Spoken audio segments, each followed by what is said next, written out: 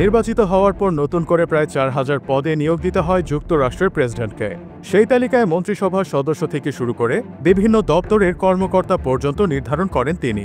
জানুয়ারিতে ক্ষমতা গ্রহণের আগে মূলত এই কাজে এখন ব্যস্ত সময় পার করছেন যুক্তরাষ্ট্রের নবনির্বাচিত প্রেসিডেন্ট ডোনাল্ড ট্রাম্প। ট্রাম্পের জয়ের পর যে কয়েকটি নাম ইতোমধ্যে আলোচনায় এসেছে সেগুলোর মধ্যে অন্যতম তুলসী গ্যাবার্ড। দেশটির জাতীয় গোয়েন্দা সংস্থা ন্যাশনাল সিকিউরিটি এজেন্সির পরবর্তী প্রধান হিসেবে এই নারীকে বেছে নিয়েছেন ট্রাম্প। যুক্তরাষ্ট্রের হিন্দুদের বিষয়ে ধারাবাহিকভাবে সোচ্চার হতে দেখা গিয়েছে হাওয়াইয়ের এই সাবেক ডেমোক্রেট কংগ্রেসম্যান ও কট্টর ট্রাম্প সমর্থক তুলসী গ্যাবার্ডকে।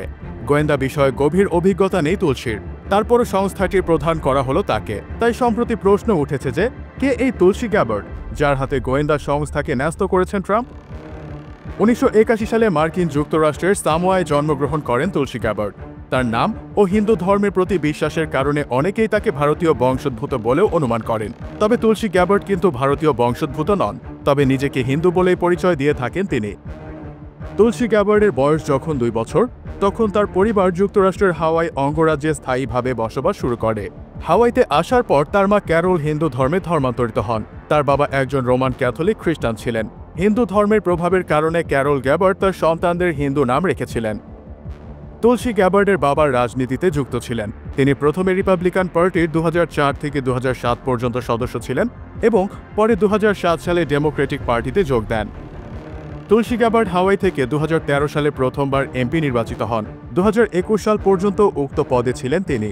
রাজনীতি ছাড়াও গ্যাবার্ড ২ দশকের বেশি সময় ধরে যুক্তরাষ্ট্রের আর্মি ন্যাশনাল গার্ডের সাথে যুক্ত ছিলেন। ওই সময় ইরাক ও কুয়েতের মতো দেশে মোতায়েন ছিলেন তিনি। ২০১৬ সালের মার্কিন প্রেসিডেন্ট নির্বাচনের আগে বার্নি স্যান্ডার্সের হয়ে প্রচার করেন। ২০২০ সালে ডেমোক্রেট হিসেবে প্রেসিডেন্ট পদপ্রার্থী হতে চেয়ে দলের কাছ থেকে মনোনয়ন চেয়েও লড়েছিলেন।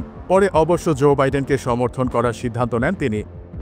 মার্কিন কংগ্রেসের প্রথম হিন্দু সদস্য তুলসী গ্যাবার্ড তার মেয়াদকালে সরকার পরিচালিত স্বাস্থ্যসেবা, বিনামূল্যে কলেজ টিউশন ও বন্দুক নিয়ন্ত্রণের মতো উদারপন্থী নীতিকে সমর্থন করেন। ২০২১ সালে হাউস ছাড়ার পর বেশ কিছু ইস্যুতে তাকে ডেমোক্রেটিক পার্টির বিরুদ্ধে অবস্থান নিতে দেখা যায়।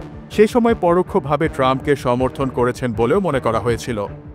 এরপর ডেমোক্রেটিক পার্টি ছাড়ার সিদ্ধান্ত নেন তিনি। ২০২৪ সালে রিপাবলিকান পার্টিতে যোগদান করেন। চলতি বছরের প্রেসিডেন্ট নির্বাচনে ডোনাল্ড ট্রাম্পের প্রচারাভিযানে বেশ সাহায্য করেছেন তিনি।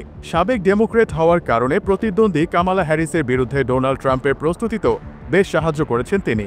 তবে গোয়েন্দা বিষয়ে গভীর অভিজ্ঞতা না থাকা সত্ত্বেও তার জাতীয় গোয়েন্দা সংস্থার পদপ্রাপ্তি নিয়ে এখন বেশ আলোচনা চলছে।